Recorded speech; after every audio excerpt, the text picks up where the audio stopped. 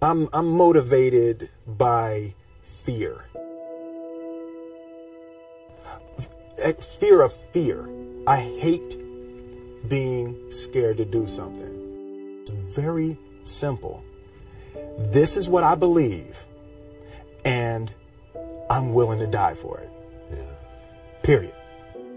You can't be scared to die for the truth. The truth is the only thing that's ever going to be constant. And you can't fear what might happen to you if you were to tell the truth. Because what happens to you if you don't tell the truth is worse than telling the truth will ever be. The first step before anybody else in the world believes it is you have to believe it. There's no reason to have a plan B because it distracts from plan A. And I think psychologically, the advantage that gives me over a lot of people that I have been in competition with in different situations is it's difficult to take the first step when you look how big the task is. The task is never huge to me. It's always one brick. I believe, and I learned very young, that you don't try to build a wall.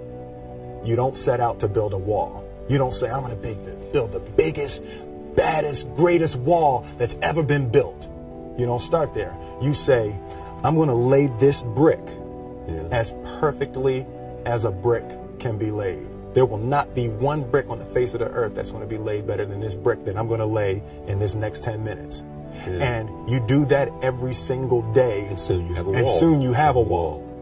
I've never really viewed myself as particularly talented. Where I excel is ridiculous, sickening work ethic. You know, while the other guy's sleeping, I'm working. While the other guy's eating, I'm working. The separation of talent and skill is one of the greatest misunderstood concepts for people who are trying to excel, who have dreams, that want to do things. Talent you have naturally. Skill is only developed by hours and hours and hours of beating on your craft.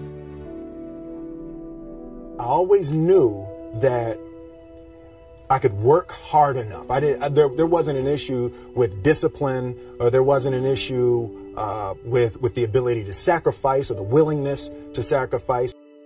There's no easy way around it. No matter how talented you are, your talent is going to fail you if you're not skilled. You know, if you don't study, if you don't work really hard and dedicate yourself to being better every single day.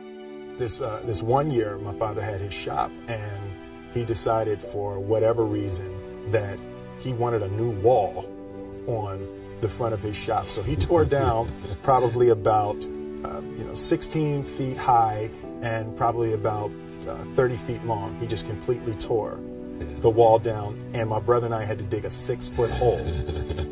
We for the foundation. For the foundation. We would mix in the concrete by hand. A year and a half. We were building this wall for a year and a half. Every day after school, we would come in, mixing concrete, putting it in the hole, doing it. And it was just myself and my little brother. And I remember standing back, looking at that wall, saying, there's going to be a hole here forever. A year and a half later, we laid the final brick. And my father stood back with my brother and I know he planned this. He says he didn't, but I know he had been planning this and writing this for his for the past 2 years. But we stood back, we looked at the wall, and he looked at me and my brother and said, "Don't y'all never tell me that you can't do something," and walked into the shop. As a child, my parents always told me, you could be whatever you want to be, you could do whatever you want to do. And you know, that office, that position, the highest office on the face of the earth, it was something I heard my parents saying it, but I didn't totally believe it. Yet I went out in the world and I carried myself and I held my head high and I stood there and I looked people in their eyes and I talked to people as if I was deserving of everything that this planet has to offer. I really want to say to children out there and to people who are watching, Confucius said one time, he who says he can and he who says he can't are both usually right.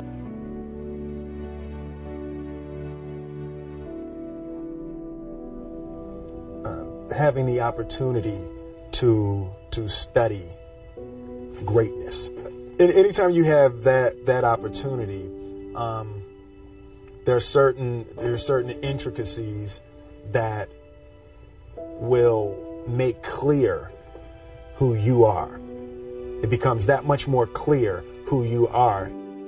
The definition of who I am is very clear to me, and it also redefines who I want to be, in that I know for a fact that I'm stronger than I thought I was. You know, you can't help but ask yourself the question, what would I do if I was in Muhammad Ali's shoes? I'm not the best at anything. You know what I mean? Eddie Murphy is funnier than I'll ever be. Denzel is more powerful than I'll ever be. I think that my strength is I can do everything well. You know, I can do a little bit of everything, and that's what I concentrate on to be my strength. I'll never be able to compete with Denzel. I enjoy connecting with people and ideas, and you know, I have a mission statement. So every year for probably the past 10 years, I've worked out a mission statement for myself.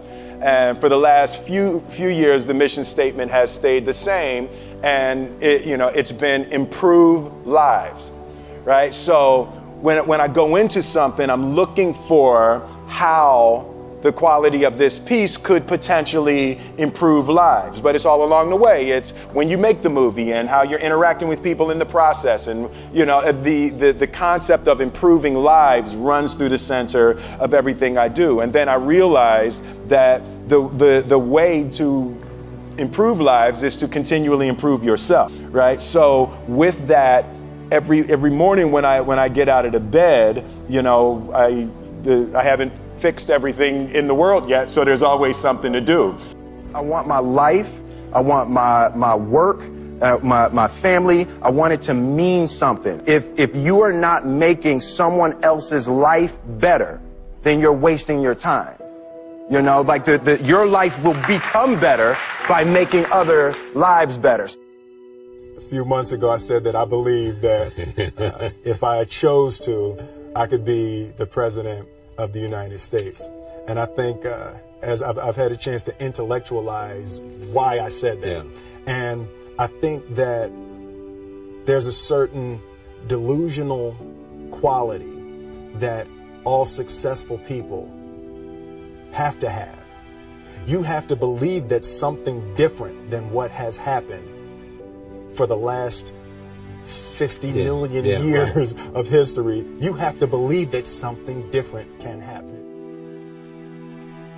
The one thing that I truly tried to communicate in the interpretation of Ali is the complex simplicity of greatness.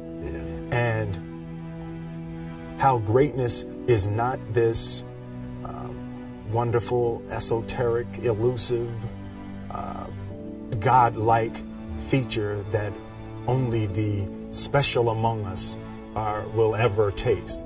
You know, it's something that truly exists in all of us. Loss is bound to joy. Like pain and suffering are bound to joy. The being able to survive something is actually a big part of being able to find that next wave of joy. You appreciate smaller things. I hated being scared, you know, that I didn't want to even take the meeting. I just hated that being scared to do something. And I think what developed in my early days was the attitude that I started attacking things that I was scared of.